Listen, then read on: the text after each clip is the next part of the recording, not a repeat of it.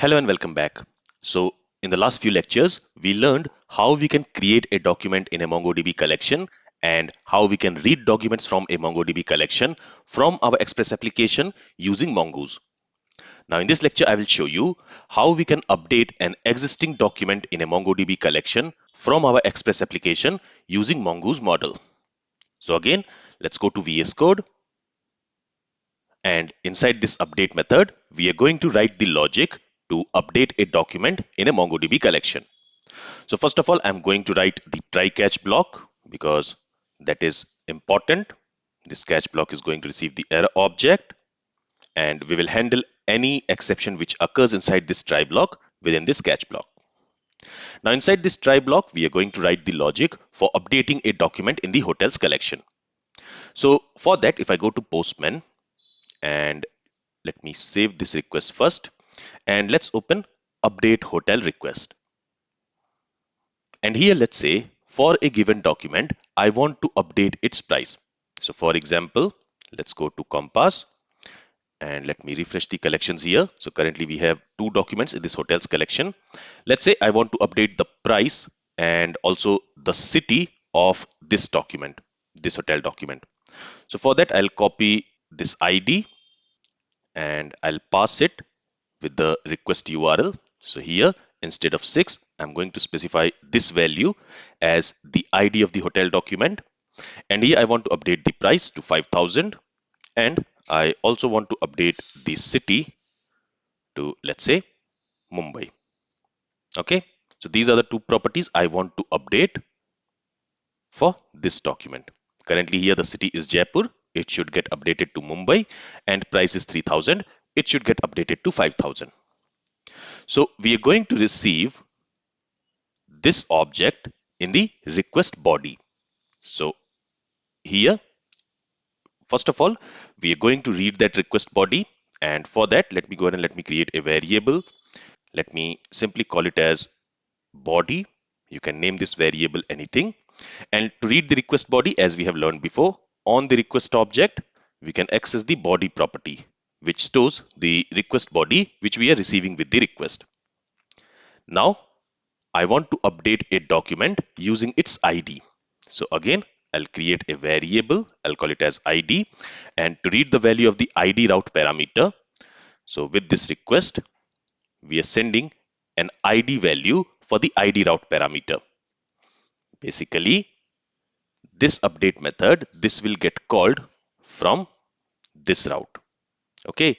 And when a patch request comes to this route, with that request, we are also going to receive the value for this ID route parameter.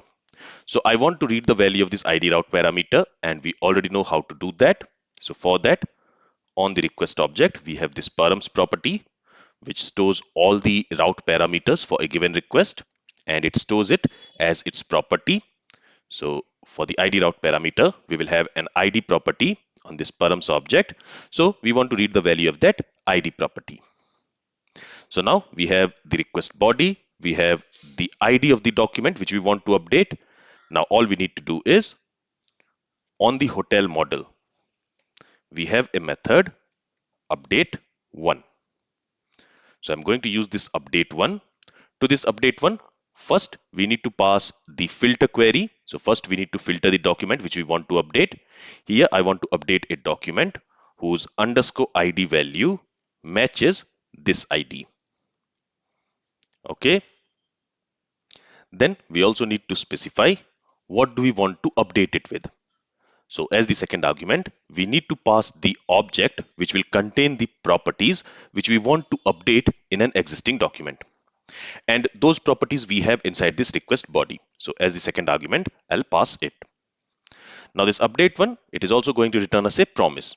So we are going to wait for that promise. For that, I'm going to use this await keyword. Basically, we want the promise which this update one method will return. We want it to be either resolved or rejected. Once the promise is resolved, it is going to return us the updated document. So that I'm going to store in a variable, and I'll call it as updated hotel. Okay. And since we are using this await keyword here inside this function, we need to make this function as async. So let's use this async keyword before this function definition. Okay, so if this update one method returns us a result promise, with that result promise, we are going to receive the updated document. Otherwise, if this update one method is not able to update the document in the collection, if some error has occurred, in that case, it is going to throw us an exception. So in that case, the control will reach to this catch block. And from this catch block, we can send an error response. What I'm going to do here is I'm going to send this generic response if the document is not updated and if the control has reached to this catch block. And there I'm setting the status of the response as 500, which stands for internal server error. And I'm sending this object in the response where I have set the status to fail, and I have specified a generic error message saying something went wrong, please try again later. So this response will be sent in case this update one method has returned us a rejected promise, in case there was some error while updating the document in the collection. But if this update one method returns us a resolved promise, that means if the document is updated successfully, in that case, we want to send another response. So for that, let's say response.status. First, I'm going to set the status, and here I'm going to set the status to 200. And then I'm going to use this JSON method to send a JSON response. In here, first of all, let's set the status to success, and let's specify the data. And in the data, we are going to specify the hotel property, and with this we are going to return the updated hotel object. Okay, and with this, let's save the changes and let's see if this method is able to update a document in the MongoDB collection or not. So first of all, let's go to the terminal and let's see if we have any error. We do not have any error and the application has been compiled successfully and the connection to database is also successful. Let's go to Postman and let's try to update this document. So this ID is the ID for this first document. Currently notice that here the price is 3000 and city is Jaipur. Now let's go to Postman. Let's send the request and we have received the response. And in the response, you will see that the status is success and in the data we have this hotel property. But with this hotel property, we are not receiving the updated document. Instead, we are receiving an object where we have this acknowledged true, modified count 1, upserted ID null and other properties. And matched count is 1. Basically, one document matched the filter criteria which we specified for the update one method. So I'm getting this data, but instead I want to get the updated document. I'll show you how we can do that, but before that, let's also go to Compass and there let's refresh this collection and let's see if these properties are updated or not. So let's refresh this collection and you will see that now the price has been updated to 5000 and city has been updated to Mumbai. So the update functionality is working, but let's go back. Here, this update one method is not returning us the updated document. So here what we are going to do is we are going to use another method on this hotel document, which we can also use for updating a document using its ID, and that is findById and update. So this is the method which we are going to use.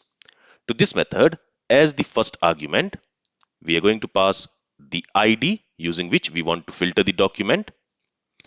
We are going to specify the request body, and this method, it is also going to take an optional argument. So without the optional argument, if I save the changes here, let's go back to Postman and here let me change the price to 2000 and let's change the city to, let's say, Goa. And if I send the request, we have received the response, and in the response, now we are receiving the hotel document. But in the hotel document, you will see that we are not receiving the updated document. We are receiving the document which we are trying to update, but we are receiving its previous state, not the updated state. If I go to Compass and if I refresh the page here, you will see that here the data is updated. But this findById and update method, it has not returned us the updated document. It has returned us the document before update. So here what we need to do is we need to pass a second optional argument. Okay, and here we need to set this new to true. This is simply telling this find by ID and update method that return me the updated document. Instead of returning me the previous document which was not updated, return me the updated document. And with this, if I save the changes, let's go back to Postman, and again let's try to change the price to 4,000, and let's try to change the city to Delhi, and let's make the request. So the document has been updated, and now you will see that we are also receiving the updated document. In this document, the price is 4,000 and city is Delhi. And let's go to Compass, and there also let's verify. So previously it was 2,000 and city was Goa. But if I refresh now you will see that the price is 4,000 and city is Delhi. So it has updated the document. Now there is one more thing which we need to understand about this find by ID and update method. Basically, any update method which we use, it does not validate the data by default. We have created a hotel schema, and on that schema we have specified some validators, right? So when we use save method or create method, these validators are executed before the document gets saved in the database. But when we are using this find by ID and update method, it is not going to run the validation by default. And I can show you that by simply trying to change the name of this hotel document to, let's say, empty string. Okay, here empty string is not a valid value for this name property of the hotel because it is a required field. So if I send this request here, you will see that we are receiving this 200 OK response, and there the name has changed to empty string. And if I go to Compass, there also if I refresh the page, you will see that the name has changed to empty string. So this find by ID and update method, it is not running the validators by default. For that, what we need to do is we also need to specify a second argument, which is run validators, and this we need to set it to true. Okay, and let's save the changes now. Let's go to Postman, and now if I try to send this request again, let's change the city to maybe Jaipur again. And if I send this request, this time we should get a validation error. So here we are getting this 500 internal server error. This is the generic error response we are sending whenever something goes wrong while updating the document. So this time, since this find by ID method, it is going to run the validator before it updates the document. Here, this validator is going to throw a validation error, and that validation error will be cached by this catch block, and it is simply returning this response. So basically we have this error because we are not passing a proper data for the name property.